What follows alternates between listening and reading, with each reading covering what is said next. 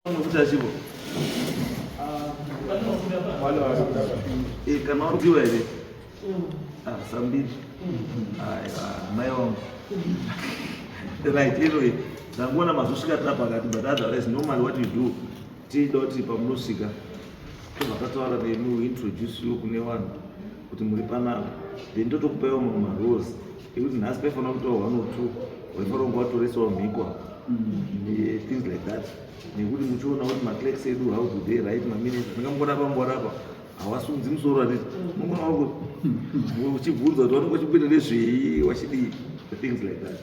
Saka tinenge tida kuti tiratidzane kuti dare redu kufunctiona kwatinoita tichisvika every morning, chekutanga tinopana marules emukoti munomu, kuti marules emukoti munomu anoti chii. 1, hatiitatini munhu akadhakwa, hatiti munhu anotengesa doro pano. Dress code, munhu wese anofanira kuva yakadresa zviri presentable. Wakadzi waine madhuku nemazambia, warume hatidi majombo nemashoti, masendo, maoveros andizvo. Then tochiti mafoni isaida unoisa pasilent, kana better still peidzima, because hatidi zvinhu zvotidii zvinozotidisturba tiri pakati pedare andizvo. Then munopiwa maintroduction echi wanhu yese the panel yakagara ndiyo ndimutasa dynasty, ndiyo family yepamutasa mhuri dzeumambo dzese dzamuri kuona panapa, kuti panoti baba anonzi Zimbabwe anogadza mazimambo epamutasa, ndiye baba Sakukwata, ndio wanenge warapa. Then tozoya tine family yekwakadzi Chimbadzwa, tine Chakanyuka, tine Kadzima, tina Chimuriwo, tina Ndorikanda, tine Mukukudzi, tina Mukanda, tina Chakambeni, tina Pafiwa, tina Charumuka, tina Zitera. Ndidzo dzimba dzinochinjana umambo pamutasa. Saka all those families dziri represented in this panel, tiri pamwe chete takadai.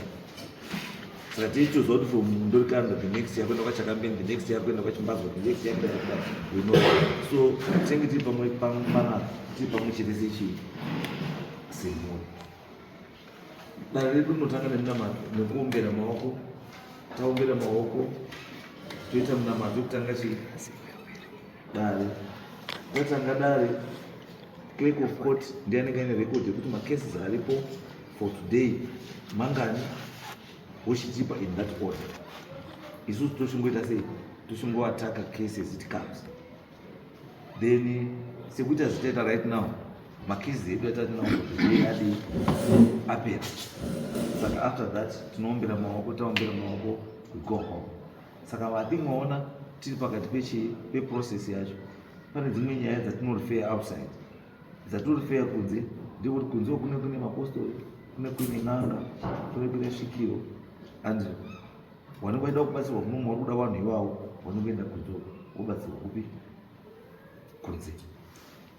Isusu munomu zvatinoita tinongodhira nenyaya dziri muno dzatinoenzanisa vanhu vanoona kunge kuzidarira mambo ndiko kuda kunohwina kana kuchii, but no, isusu tinoti padare rineri kana wauya tiri kugadzirisa kuti vanhu tikwanise kugara zvakanaka, tichiteedzera tsika dzedu nemagariro anhu edu. Mukatarisa even the constitution yeZimbabwe, that's chapter 15 section 282 and 283, inokutaurira kuti mambo anotarisirwa kunge ari munhu akaita sei. Then 283 inokutaura futi kuti mabasa ake anofanira kunge achiita basa rakaita sei nechizvese anzvo. Then mambo iziso rapresident, saka basa rake charo rekuombera mambo ndiri kuchengetedza tsika nemagariro ewanhu kuti zvisafe. ama 2K wanokwanisa kuedza kuti zvauri kuona paTV uri kuona paTikTok kuti wazviimpossible neasi, then isusu basa redu is to resist, nekuti wabatisa kuti aiwa chamakuita ichi handicho, kutsika dzedu hachidi achiiti, kutsika kwedu tinoti ichi tinodai, ndo basa redu chero. So mukaona makesi haafanani, mitongo yakuti haidi haifanani. Tine macases tinoti these are purely criminal, iwawo will fear kumapurisa nekwaMajor. Saka yatiri chiti ari criminal, tikutora tisine nyaya dzichi marobhari, armed robbery, that's criminal.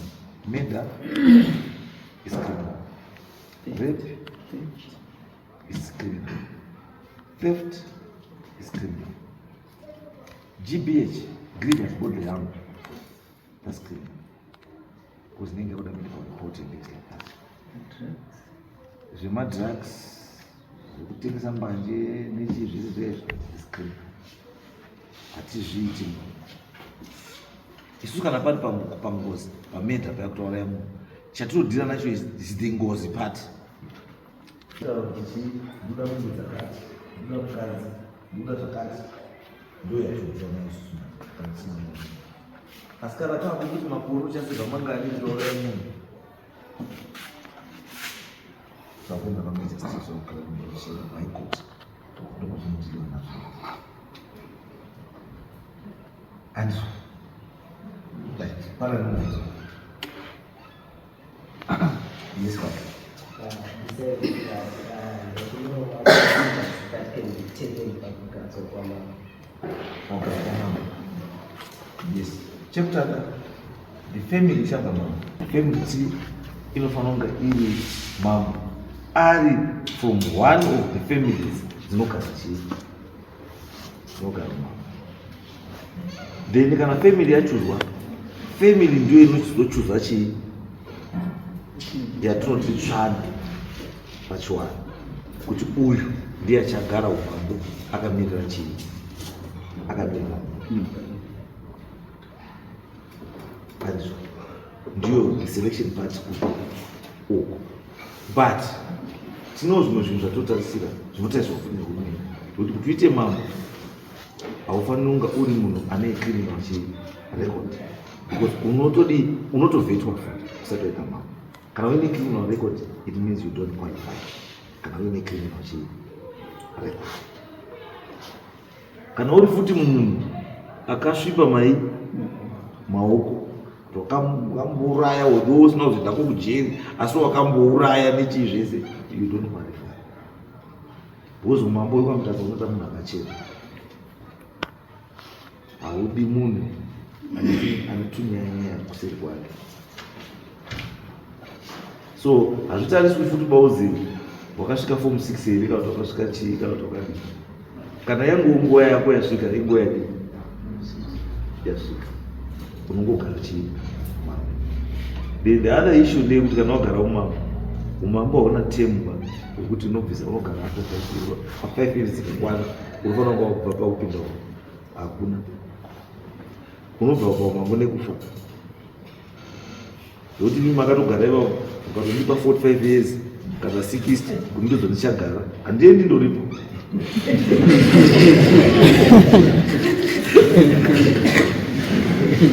And zvasiyana nepolitics dzekuti after every 5 years kuitwa chii election. Kumambo hakuna izvo. Kumambo mambo akafa ndo panozotsvagwa chii. Ende isusu kana kwamutasa kana mambo afa haundi ucommon simeti komwero binga guru ndomuiko madzimambo ekwamutasa. Saka inini All Souls Day handiti kwamunodetserwa maruva ndichi it's unfortunate hamuzokwanisa kundinzirawo maruva. Kana ndatongoenda ndadii ndaenda zvavharana, hakuna mukadzi. Kana nyangwe ndikafa hakuna body viewing, munozongozwa chedo ndadii wakawigwa 7 days.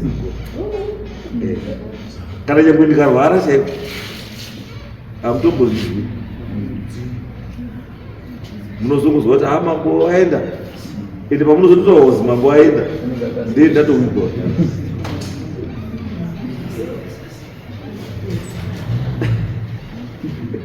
Yes.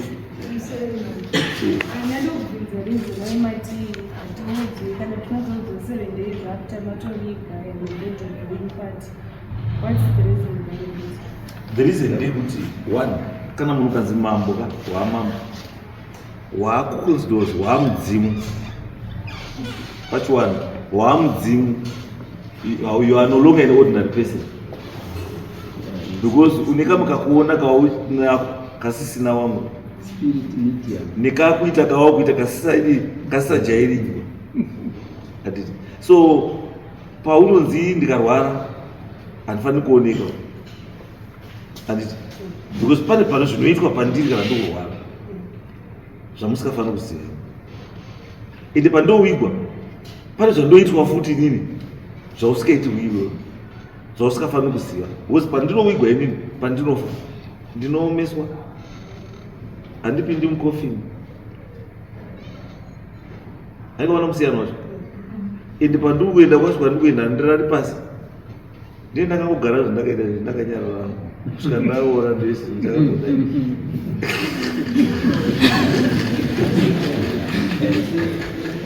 ndakaoda. So ndo zvacho zviripo zvakasiyana nechi nean ordinary person, kuti those things hapana kuzviona. Ivi nyangoti ndaenda nguwai ndawigwa nguwai zvitori netime wanoziva iwo wana basa kupwanya ndiwaonekwawo kutoziva ina tozvizivo iwo wanongondiwa nokuziva kuti nguva yekuchisumuka yakwana tinomwisa papi ende kana magara ikoko unomagara kuti ndiyo numbers inini ndiri number 16 saka pandichakwirawo ndii ndakagara panumber 16.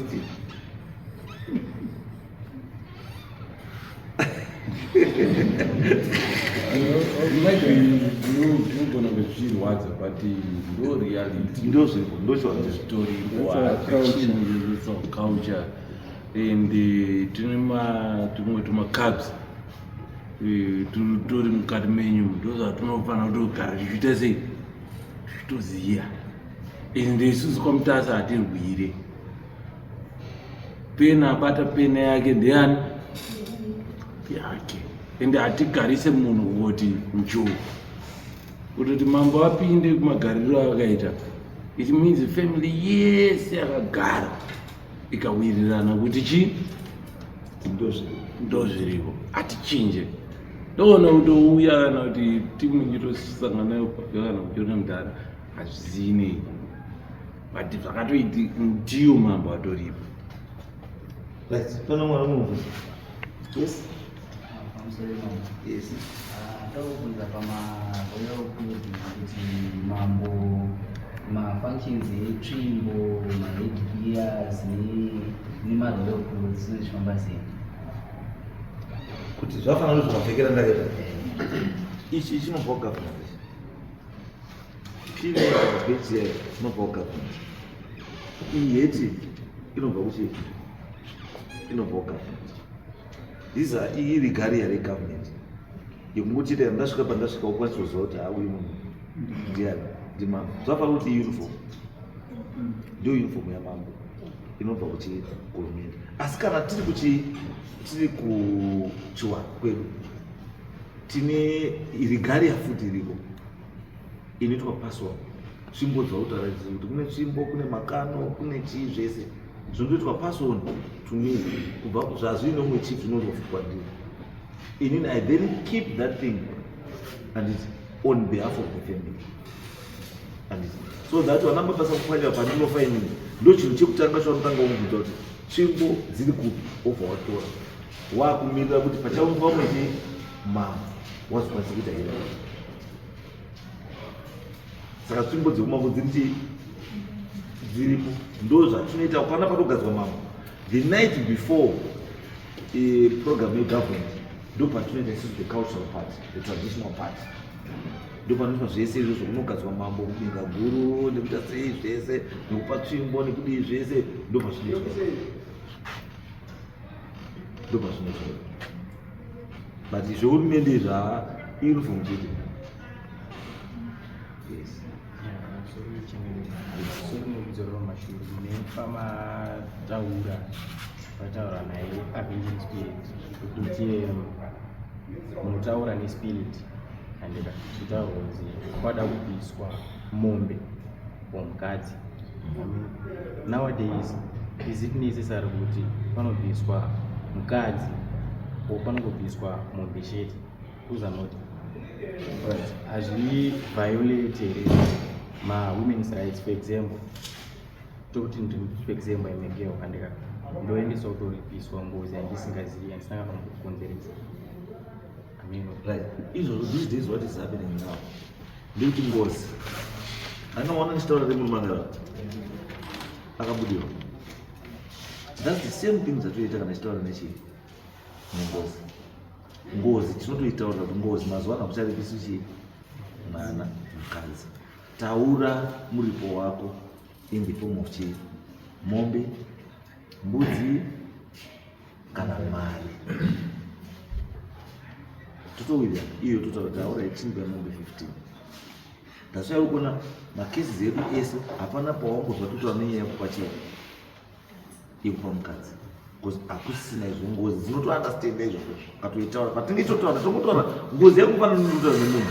I'm talking to you just mataura ndotaura ndomataura nengozi totowirirana kuti zvazvishu hazvichabvumirwi.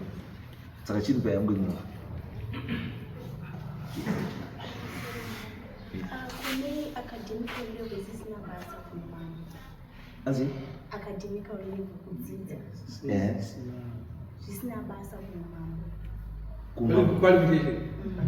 no qualification kumambo haina basa. Qualification yako kumambo ndeyekuti are you from the family, are you from the bloodline, no qualification. Nekuti futi is the whole family agreeable kuti family yenyu ndiyo yakupinda, family yobva yati ndiwe here futi wakudi wakupinda. Those are the prerequisites requirements.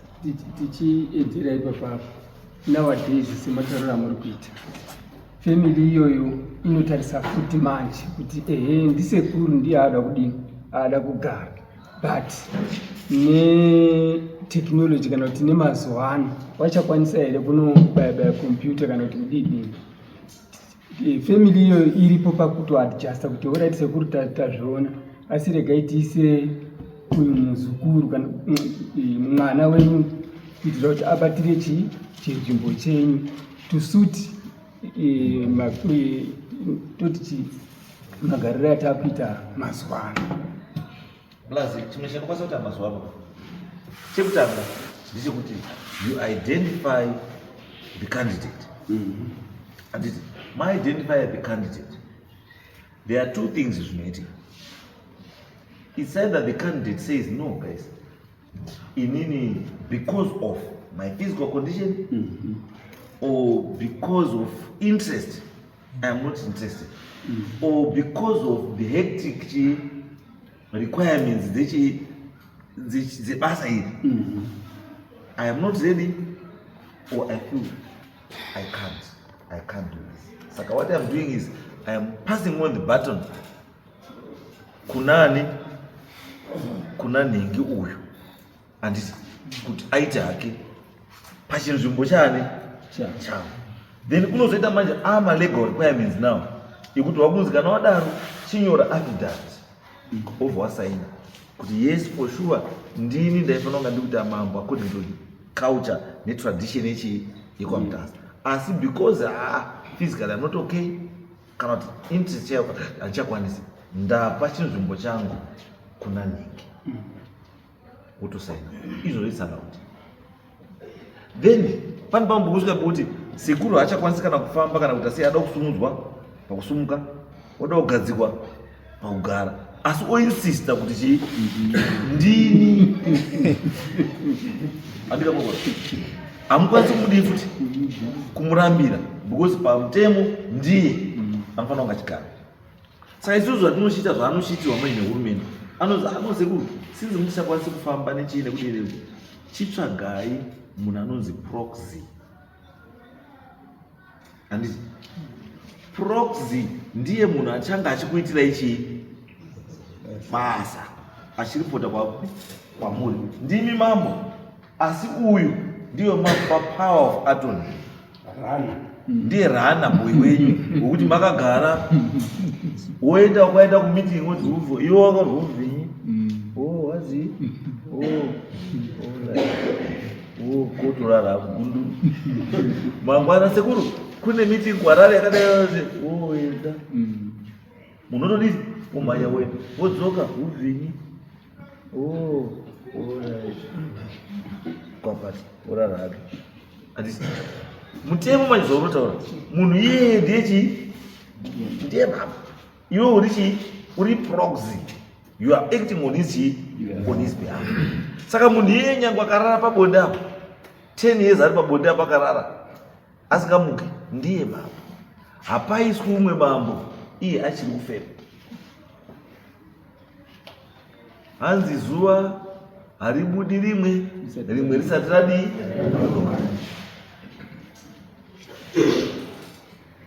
Yes, sure, that's right.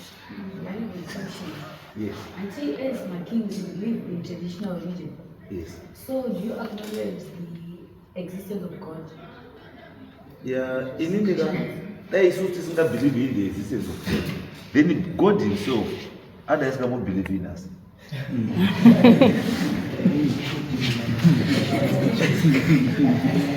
Because why do that? Mukatesa Bible chero. First Kings, second Kings. They talk about kings. And this, which means when it comes to the rulership, and this, we are part of the system. You know, recognize one another. And they know it's all isusu wanamambo. Patinge chita zvese zvachini. Nyangwe tikaombera nyangwe kuwa chaiko. Tapedza zvese tapedza. And chicha tuita. Sekuru munazomari kusisirwa nekuna musikawani. Musikawani. So Mwari nesu, we are one thing. Hapana musika. That's why mchona mudari muno mtoita sei. Tinoti taombera, handiti taombera mambo. Asi chatatanga dare toisa futi prayer kunani? Kuna Mwari.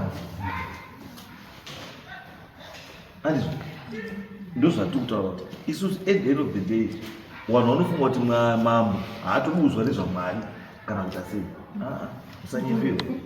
Musanyeperwa. Bhaibheri chairo ndinogataka unozogara chechi chairo kutaura kuti chechi yedu haibvumiri ngoma, chechi yedu haibvumiri. Ini ndozenyu the prophet Elisha mubhaibheri kuti shaya rake ribude aiita sei?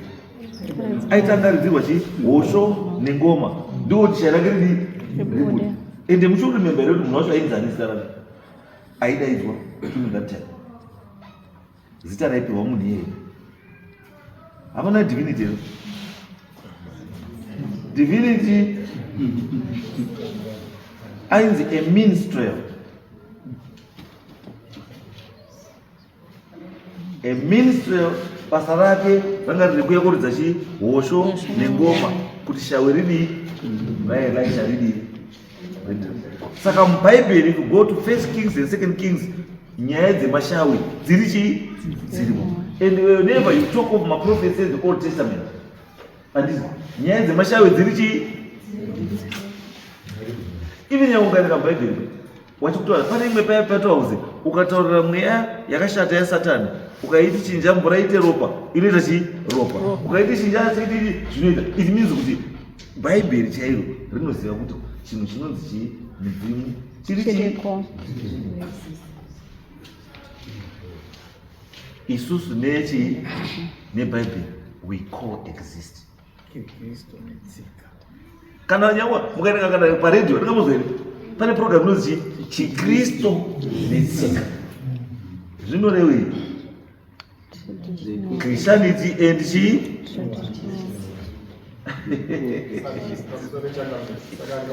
Ndipira nekuti mudzimu mweya wetsvina hakuna zvakadaro izvo. Wewe mnakabudiwa mimba na mnakabudiwa utozabudiwa nemweya wetsvina. Hakuna zvakadaro.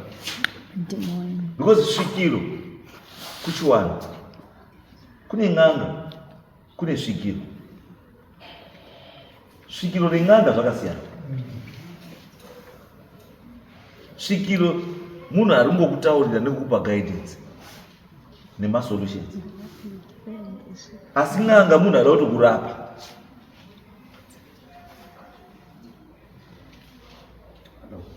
Mwana musiyana nekutokupa mushonga yekugona musikuru kana kuti wamwavharike madziso kana makuira exam iwe chete uone uri wadiyan'anga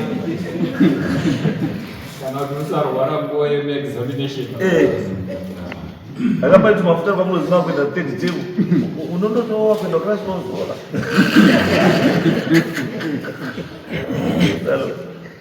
I would like to ask kuti simba ren'anga rinobvesa. Simba ren'anga rinobva mumudzimu. Mudzimu simba raro rinobva kuna Mwari.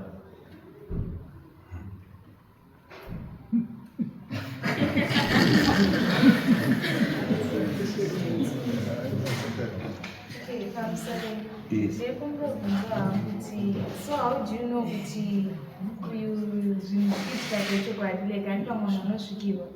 munonyatsoziva sekuti munhu zveshuwa isvikiro chero chero because ndavana apa like kesi yambouya munhu asvikirwa ndi I think kuti munotozoti zveshuwa apa munoita sei munhu asvikirwa zveshuwa. How do you know kuti Right, there are quite a number of issues zvatinotarisa kana munhu achinda budiwa. One, chekutanga posture, magariro emunhu. Tinoziva kuti munhu kana ari svikiro kana ari mudzimu wauya unogara newe yakati. You don't just sit like magariro akati. Atone nzira yake yaanogara nayo. Then three, actually two, tine issue yerespect. Unotoona nerespect yarupa kuti uyu akabudirwa uyu haana kubudirwa. Then three, kawire kanoita mudzimu wazvo imwe side. Then kaendere kanoita mudzimu wazvo imwe side. Then the way you communicate nemunhu wacho akabudirwa. All those things if rolled together dzinokupa answer kutaura kuti uyu munhu kauyu pane kuti kutaura naye utumva kuti hapati mamboka pani mamboka sitomatano chakagara patazoa ari kunyepera atikakwa but tinenge tichitoziva. And even ukati munhu akasvikirwa kamuti nyarara anobhanyama, asi mafeki kamuti nyarara anenge aine point yake yaada kuita sei, yaada kuita push through kuti iwe uite sei uinzwe point yake yaari kuda chete ndi yaari kuda. Kana paine chinhu zvinorespekta mambo mudzimu. Do you know kune munhu anobva kuHarare, we've had masituations here. Nanobva kuHarare akabudirwa kuti nda kuona makonda ndine zvandautaura naye. Wobva kuHarare akabudirwa kusvika panapa akabudirwa. Kana kuti ndinoratidza mambo kuti asina something kuti usvika akabudirwa pana kusvika kuti mambo ande pakati pakaenda kwakaita zvakati usvika kuti pane chakati panapa chakadai kuti muchiona chakatarisa watochiona uchingochiona uchingotaura wabva waenda mudzimu kupedza basa. Ndokaonera katinoita chika kuti nemapfekero dzese can also tell us. Yes, what? Mukati mawiriro nemaendero ndasara futi ndine mubvunzo kuti mawiriro anoita munoona sei kuti this one akasvikirwa zvechokwadi and maendero anoita munoona sei kuti this one anga akasvikirwa zvechokwadi kana mudzimu kana vachisvikirwa zvakafanana nekuti munhu unotopinda mugiya 1 kupinda mugiya 2 kupinda mu3 kupinda mu4 asi pese paunongochipinda muevery gear unotopota pass through neutral. But ukaona manje drive yako isina neutral then something is not right.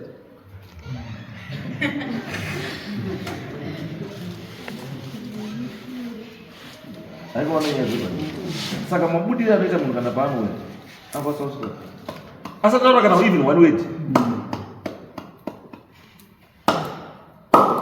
I'm sorry mambo mtasa. Asiyana nemuntu lokutoya.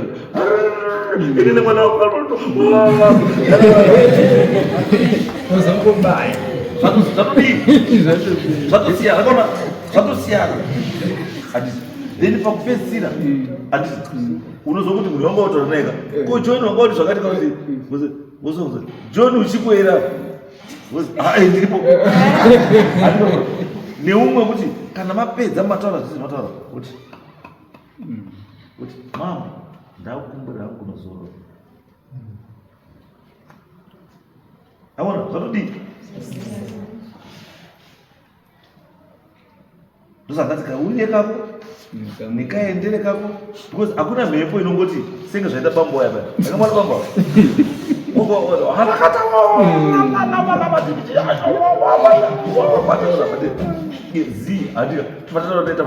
patamboita kana migi nomabija takutara nomboreva tazongona munagara pachii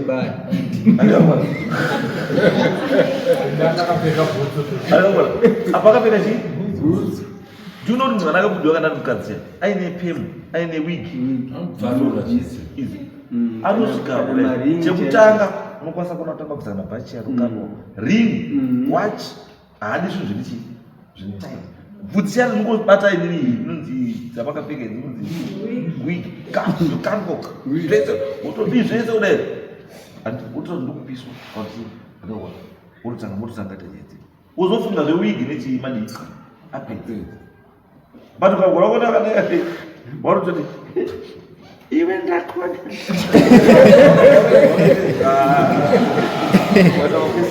unaenda makwesi pepe yes mazvamataura tasvika mapa maintroduction ndaona matimu imwe naimwe inonga yakamirirwa maybe on zviri mucurriculum about gender ndaida kunzwa about how do you tackle issue yegender. Yes, issue yegender pamutasa yekutarisa zvisekare mukatarisa vasikana pamutasa inhasi vamwe vacho vanotoyawo I think vane muprogram tine vasikana madzishe 6 varipo pane mwatoripo ava mwatoripo madzishe tine 6 ishe chikanga ishe sherukuru ishe murezwa ishe mupotedzi ndianingazidasiya ishe yes makawanda vausvika risinauta manunure wisa wakatowanda wese wakadzima hedi madzishe wakadzimisa kwamutasa.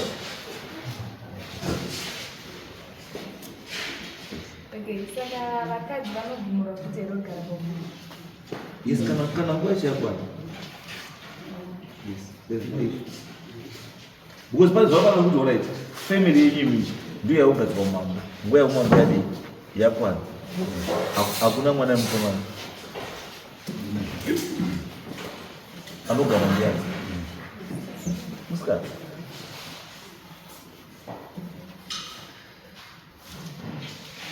Utobadora. Yes.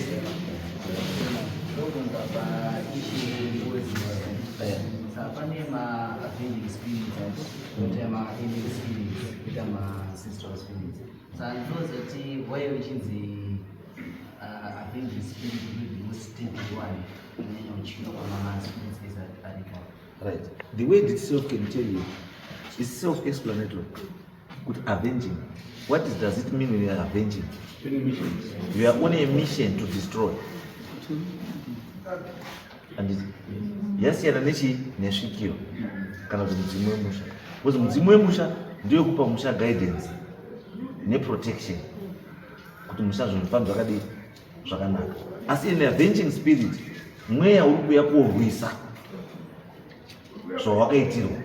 Munhu uri kuuya kuti makandiuraya saka iniwo yangu nditose ndidzose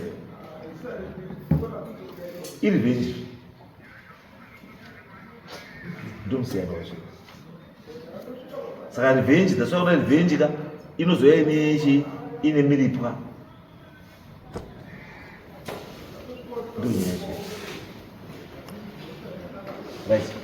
Imwe futi ndekumbirawo ma-divorce procedures anoitwa ekuIR, like aminyatsoti aya ndo ma-procedures akuzoita pamusoro padivorce. Padivorce isusu pachiwana kuti munhu anzi aroorwa chekutanga anofanira kunge abvisirwa chiroora. Andizvo ndo chekutanga izvo kuti munhu anzi aroorwa anofanira kunge abvisirwa chiroora. Then kuti munhu anzi arambwa anofanira kunge abvisirwa chigumburwa. Kana munhu asina kubvisirwa gupuro, it means kuti muchiri mese. Zvakafanana nekuti takuenda Roman Dutch law, handiti Roman Dutch law chinonzi divorce chii kana muine muchato. As long as muchato usati wagurwa muri kunzi muchiri chii, muchiri mese. Asi kana muchato wagurwa, it means hamuchidini, hamusiri mese. Kuchiwanoti kuti chii, kana munhu usati wapa munhu chii gupuro, it means muchiri chii. Asi kana wapa gupuro zvapera. Saka mungaita sei nemukadzi akagara mumba kwavo 10 years akaita sei, asi iwo murume usati waenda kuna tezvaro kupa gupuro rekuti tareka unonge uchindozi mukwambo.